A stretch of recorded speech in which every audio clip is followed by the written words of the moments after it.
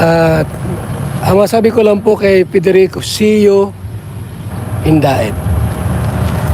Picture. Siyempre, picture dito. Ano nga ba ang resulta sa kaso ni Federico? Ang sigaw ng lahat, justice for Viancy.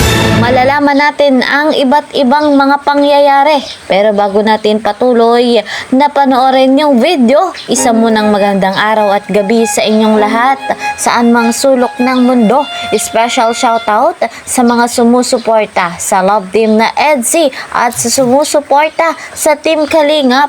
Mega love shoutout naman sa mga ka-member ko po sa Karepa, Kalingap Reactor Partner at mga OFW, mga silent viewers dyan.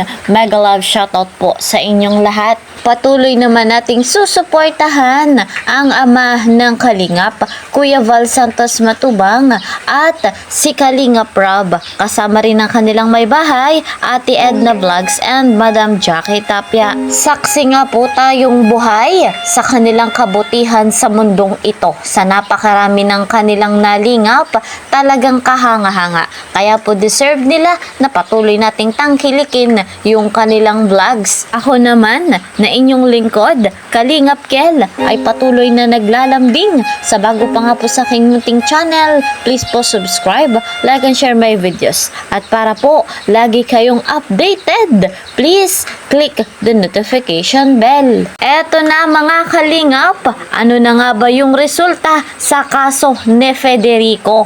Ang sigaw nga po nating lahat, hustisya para kay Viancy. Narito nga po yung isinagawa ni na Kuya Val. Narito nga po at panoorin natin. Credit to the owner of this video, Kuya Val Santos Matubang.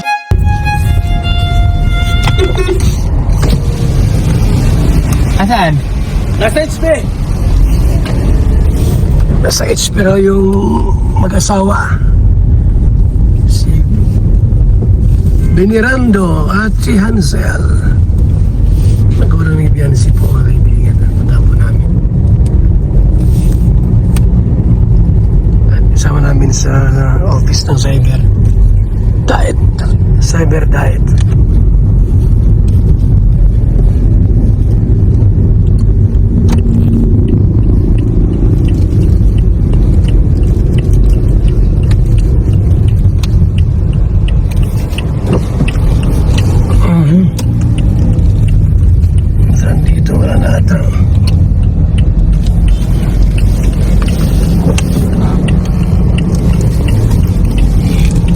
Sa HP. Wala yung green dyan na tricycle? Nakagalis na.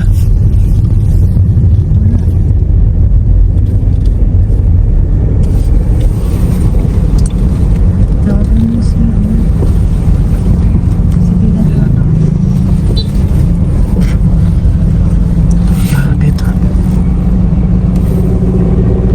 Yan po, kami pinasa Cybercrime Division ng Camarines Norte po. Sa pangsamantalang office nila, ito po sa Barangay Kamambugan, Daet, Camarines Norte. At nandiyan po sila ngayon, sila Viancy. Kasama po natin, Turlad, para mag-file po ng kaso laban kay Federico Santos na pamabahula-hura po sa kanila. Ang dami pong video na kung saan po nagsalitang hindi maganda sa pamilyang Batalero. Kaya ito po mga kaibigan, sinamahan ko po sila para dito po ay magsampa po ng kaso laban kay Federico mga kaibigan, kung saan binabalhora ang pamilyang ito mga Kalingap. Tara sa loob. Tayo pa mga kaibigan, Camarines Norte Provincial Anti-Cybercrime Team Daet.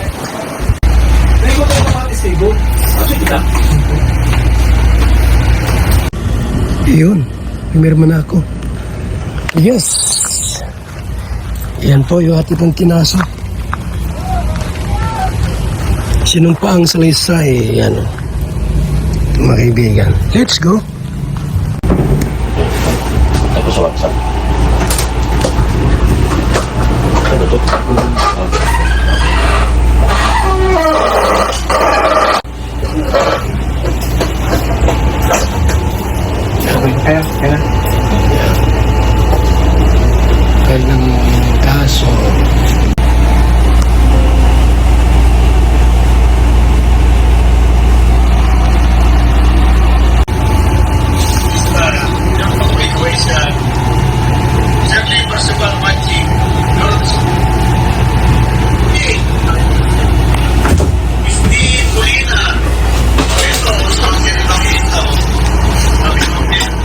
pa nga kaibigan. No?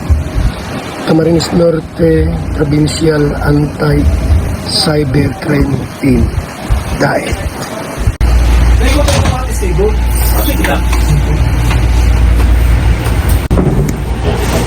Ito sa WhatsApp. Magtiwala tayo sapagkat mabuti ang Diyos. Alam natin ang kahihinatnan ng ganitong klaseng tao at alam din natin kung ano ang deserve na matanggap ni Viancy. Yun nga po ay hustisya na talagang dapat ay maparusahan itong si Federico. Masyado nga pong makati ang bibig at hindi tumitigil.